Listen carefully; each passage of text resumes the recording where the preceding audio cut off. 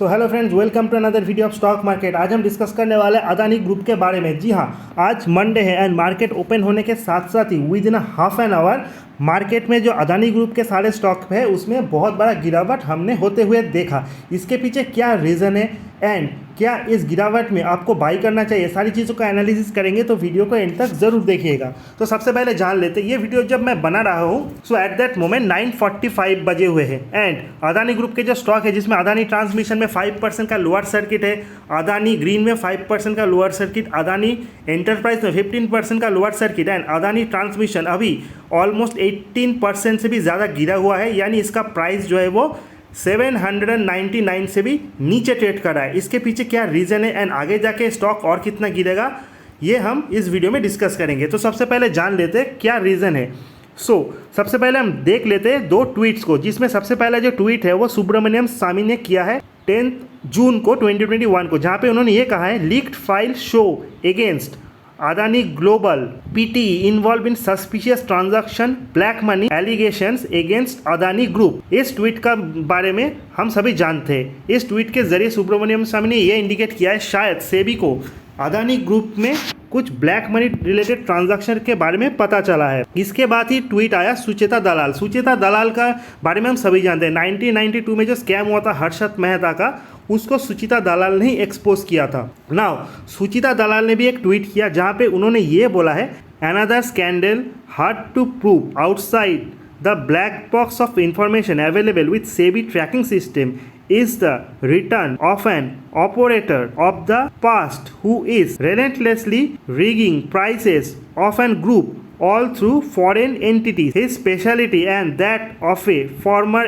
FM. Nothing changes. Now Sucheta Dalal ने अपने tweet के जरिए जो उन्होंने 12 जून 2021 को किया था, किसी कंपनी व किसी पर्टिकुलर ग्रुप के बारे में तो जिक्र नहीं किया, लेकिन उन्होंने ये जरूर जिक्र किया एक पर्टिकुलर ग्रुप एंड जिसमें उन्होंने भी ये कहा है कि सेबी ट्रैकिंग सिस्टम में ऐसा इन्फॉर्मेशन आया कि फॉरेन ब्रोकरेज या फिर FII के थ्रू इन सारे ग्रुप्स में एंड इन सारे स्टॉक में बहुत सारा ब्लैक मनी आया है। हम सभी जानते हैं प्रेजेंटली अगर लास्ट 1 ईयर की बात करें तो कौन सा ग्रुप सबसे हाईलाइटेड है, हम जानते हैं वो है अदानी ग्रुप। नाउ इस वीडियो को और ज़्यादा एक्सटेंड करें, रिसेंटली CNBC में भी एक आर्टिकल आया था जहां पे अदानी ग्रुप के जो रैली है उसमें 7th फंड का नाम सामने आया था, जिन्होंने बहुत सारा एक्सपोजर लिया था इन स्टॉक्स में, जिसमें Vespera fund, Elara India opportunities, Albula investment fund, APMS investment fund, Asia investment corp and LTS investment fund. इन 7 फंड्स का नाम सामने आया था जिन्होंने बहुत बड़ा एक्सपोजर लिया था अदानी ग्रुप के सारे स्टॉक में। इस चीज को अगर और डिटेल्स में समझे, recently according to CNBC is running an exposure on how critical of the selected FII holding 20 to 25% public float in all Adani Group companies, dividing 70% of the promoter। जैसा भी मैंने कहा 70% से ज़्यादा प्रोमोटर्स होल्डिंग एंड 20 to 25% जो है वो FII holding है। जहाँ पे ये जो 7 फंड का मैंने नाम लिया है उनका जो टोटल कैपिटल है उसमें से 95 to 99% ऑफ देयर एक्सपोजर सिर्फ अदानी ग्रुप के है। यानी अगर मान लो उनके पास 10 लाख रुपए है तो 9,50,000 to 9,90,000 का जो एक्सपोजर है वो सिर्फ अदानी ग्रुप के ऊपर है। यानी इन फंड ने अदानी ग्रुप के ऊपर ऐसा क्या देखा कि इन्होंने अपना ऑलमोस्ट 100% एक्सपोजर 100% कैपिटल जो है वो अदानी ग्रुप के ऊपर ही लगा दिया। सो हम सभी जानते हैं ये ऑपरेटर्स के द्वारा ही ये गेम प्ले किया गया था, क्योंकि promoters holding 75% and public holding 3.5% in Adani group company. So everything is depends on FII and FII ने बहुत ज्यादा इसमें बाइंग किया था। इन 7 सिलेक्टेड फंड ने बहुत ज्यादा एक्सपोजर लिया था, जिसमें एलारा इंडिया अपॉर्चुनिटी फंड ने 97%, क्रेस्टा फंड ने 97.4%, APMS ने 96.18%, अल्बुला फंड ने 95.4%, एशिया इन्वेस्टमेंट फंड ने 35.17%, LTS ने 97% एंड वेस्परा फंड ने 98.3% का एक्सपोजर इन सारे स्टॉक में लिया था। अदानी ग्रुप के सारे स्टॉक के बारे में मैंने रिसेंटली वीडियो बनाए 1 वीक पहले, जहां पे मैंने इस चीज को बताया है कि इन सारे स्टॉक में जो है FII का बहुत बड़ा रोल है। हम जानते हैं अदानी ट्रांसमिशन ऑलमोस्ट 10 टाइम्स बड़ा है, अदानी एंटरप्राइज ऑलमोस्ट 12 टाइम्स बड़ा है, Adani port almost 3 to 4 times बड़ा है अपने 52 वीक्स लो से।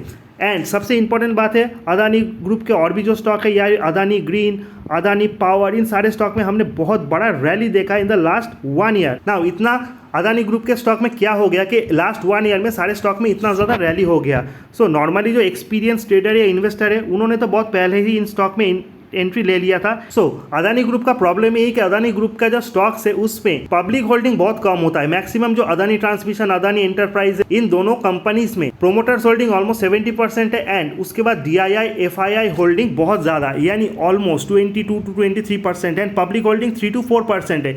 जिस कंपनी के स्टॉक्स में पब्लिक होल्डिंग बहुत कम होता है तो उसमें क्या होता है, अगर लोअर सर्किट लगना शुरू हो गया तो नॉर्मल रिटेल इन्वेस्टर उसमें ट्रैप हो जाते हैं एंड रिटेल इन्वेस्टर उसमें निकल नहीं पाते। ऐसा ही हुआ है Adani port and Adani enterprise के साथ, जिसमें लोअर सर्किट लगते गए एंड रिटेल इन्वेस्टर ट्रैप हो गए। बहुत सारे लोगों ने अदानी एंटरप्राइज, अदानी पोर्ट के स्टॉक को हाई रेंज में भी बाई किया है, या फिर अदानी ट्रांसमिशन।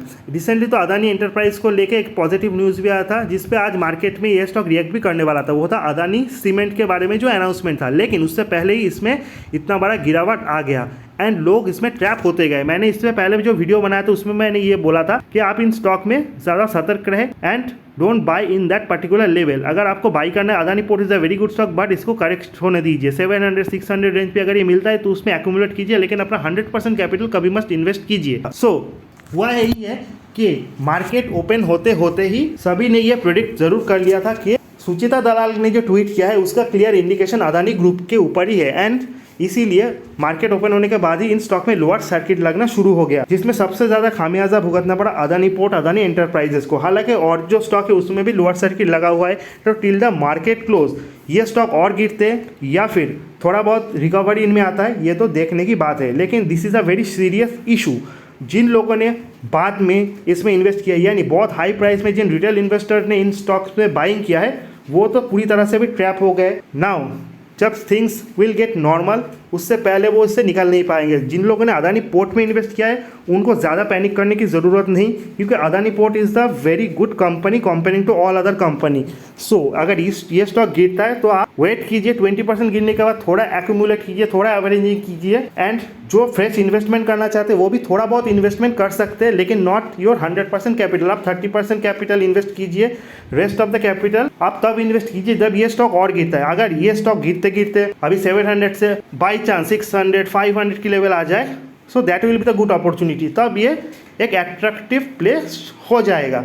नाउ अब तक के लिए ये वीडियो शायद आपको अच्छा लगा, तो चैनल को लाइक, सब्सक्राइब और शेयर करना मत भूलेगा। मिलते हैं अगले नेक्स्ट वीडियो में, तब तक के लिए